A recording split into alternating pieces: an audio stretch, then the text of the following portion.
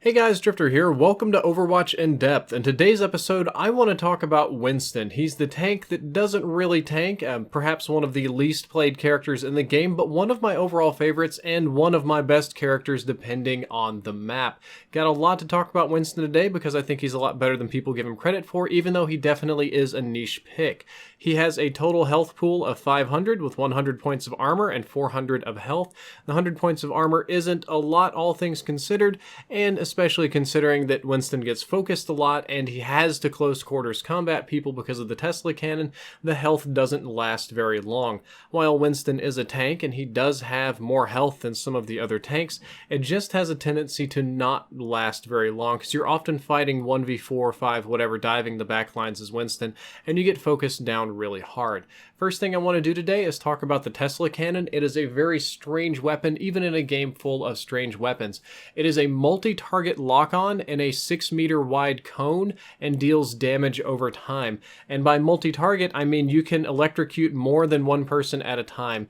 Don't pay so much attention to the animation, but just think about anybody that you're looking at roughly in a cone and 6 meters in width will get locked onto and will be cooked for the same amount of damage. So if you're just focusing that one Mercy and just hosing her, that'll deal the same damage to that Mercy as it will to if you get 4 or 5 people standing still or sucked into a Zarya ult, mind you, and you just constantly hose them. It deals the same damage to everybody, so it's pretty awesome for getting multiple people at once. It's also one of the few weapons in the game that can deal damage through shields, so if Reinhardt wants to sit there and do absolutely nothing, you can slowly cook him and any nearby teammates through the shield or another Winston bubble, or through Orissa's shield. It's kind of a unique weapon in that regard. When it comes to how much damage it actually does, it's one of the lowest DPS weapons in the entire game, dealing 60 damage per second, which is pretty brutal. It's got 5 seconds worth of total ammo. The number is 100, but I think it's easier to think about it. You can hold down the button and cook people for 5 seconds. So if you dump an entire magazine, an entire reload cycle into somebody, it will only deal 300 damage, which is not very impressive. Speaking of reloading, it has a 1.5 second reload, which is longer than most Overwatch reloads, and it cannot headshot people since it's just a beam lock-on. I feel that it's best for cooking multiple targets at once. It's really not so awesome for cooking one person. I mean, you can, obviously, you're going to be killing the healers because that's kind of Winston's job, but I feel you really get the most bang for your buck or most value when you're able to hit most people at more than one person at a time, and it's almost useless against armor. So you can go back to the Overwatch In-Depth episode about armor, but because of the way reductions work, if you're fighting an armored opponent, it is just about worthless. It is painfully, brutally slow, and I would recommend only attacking tanks after their armor has been drained or if your teammates are already focusing them. I want to talk about his other ability, and then we'll talk about how these two synergize, and that one is Jump Pack. It actually deals 1 damage when you jump. I didn't know that, but like his push off deals 1 damage, so you can kill people by jumping away, apparently, if you're incredibly lucky. And it deals 50 damage when landing, which is very impressive. The damage radius on that is 5 meters, which is a little bit less than that of his dome shield. And you can jump for approximately 20 meters in any direction. You can either do a distance jump or a vertical straight up jump. And I gotta tell you, this is an extremely long distance jump. It's on a relatively short cooldown at 6 seconds as well. And this gives you hyper mobility so that you can jump in, deal damage, and then jump out. It's timed almost perfectly with how long you should be able to survive as Winston, and it is purposefully designed so that the jump time and cooldown time and reload on your Tesla cannon sync perfectly. And by that I mean you can jump and land, and then hold down your Tesla cannon constantly. Then, as soon as you're done with the ammo, your jump will be off cooldown and you can jump away, and by the time you land again, you will be reloaded. So as Winston, that's a very simple combo that you want to master, is you can jump in and hose. As soon as you need to reload, you jump away, and as soon as you land again, you'll be ready to fry again. You can go ahead and try it on your own. All the timing lines up perfectly, and I think landing on people helps your lethality a lot. Winston is a very low DPS hero. Even when you're going for squishies, it takes a while to kill them, but if you land on them and get that initial 50 damage burst, I know I don't personally do this, but some of the pros do, they'll jump and land in melee really fast, so they get like an 80 damage burst, and then they start the cooking, incredibly effective and it helps a lot. Try to land on your enemies if possible. Winston's next ability is his barrier projector or shield. It has a health of 600, which is the lowest shield in the game, and is honestly just very low, period. It is a very, very low damage shield, very easy to crack. It lasts for 5 seconds in a 5-meter radius and has a cooldown of 13 seconds. So it's on cooldown more often than not, and you need to be kind of particular with when you put it down.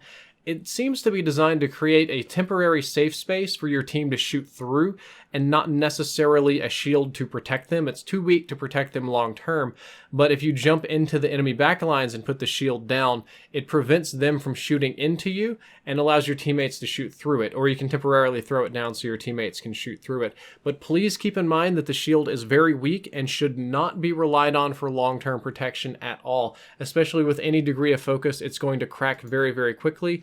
I most often use it to give you some degree of free time to harass healers and to mitigate any sort of immediate burst or disable flashbangs, darts, anything that would be really, really bad for you. You can mitigate for just a second with the shield before it cracks. Moving along, Winston's ultimate, Primal Rage, is one of the more unusual ones in the game because it transforms your character. It will instantly double your health up to 1,000, giving him temporarily the most health of any character in the game, and it will instantly heal you. So if you get down to having 1 health left, and you hit that ultimate button, you will instantly heal up to 1,000 health.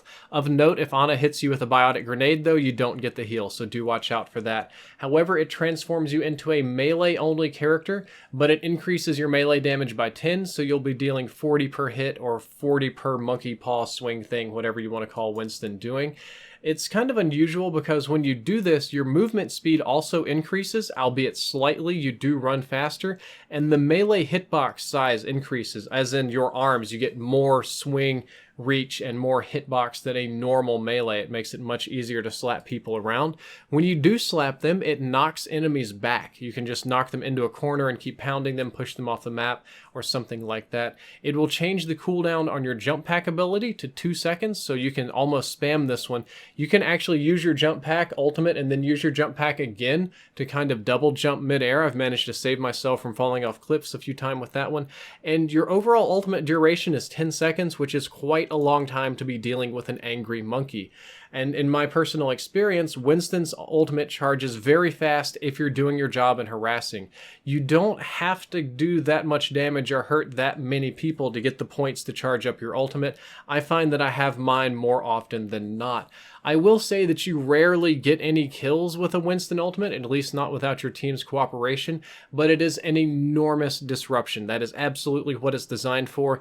Winston is a distractor and a disruptor to begin with. He dives enemy lines, he harasses them and dives out. With this one, you can dive enemy lines, live forever, and slap them all about, breaking up any sort of team composition or formation that they have, and allow your teammates to move in and capitalize. You can also very easily get environmental kills with it, and that's probably the way to go, using it on maps with open environments so you can push people off the side.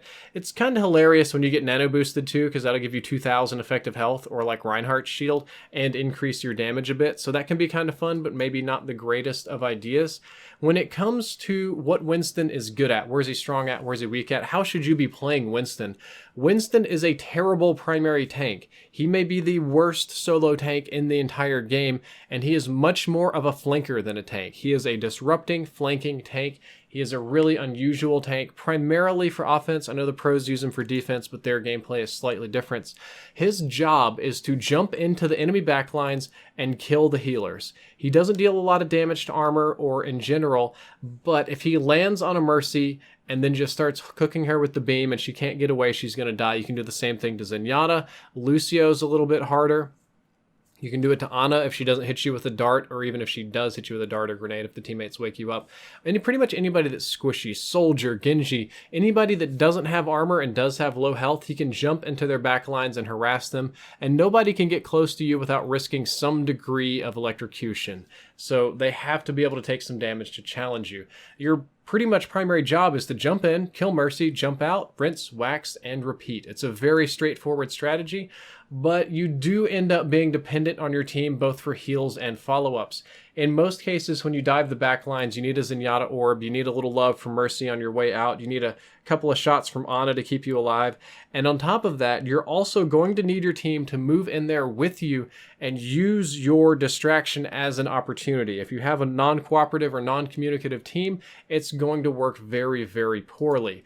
Winston is countered by Reaper, Roadhog, Bastion, Zarya, and D.Va. Most of these are close-range shotgun or very high DPS characters.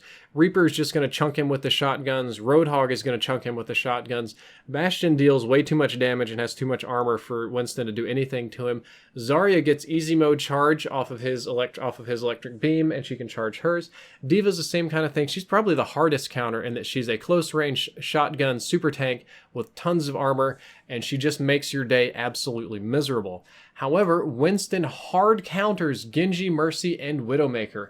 Genji doesn't have an amazing tool set for dealing with Winston. Winston does have a perfect tool set for dealing with Genji. Genji can't deflect. Winston has armor to mitigate the relatively low damage of the Shuriken. He'll definitely win a melee trade. Genji doesn't have much health. Same kind of thing with Mercy. He'll cook her. And while Widowmaker can snipe him at range, more often than not, Winston is going to be diving Widowmaker. And when that happens, her primary assault rifle is just not strong enough to make any difference.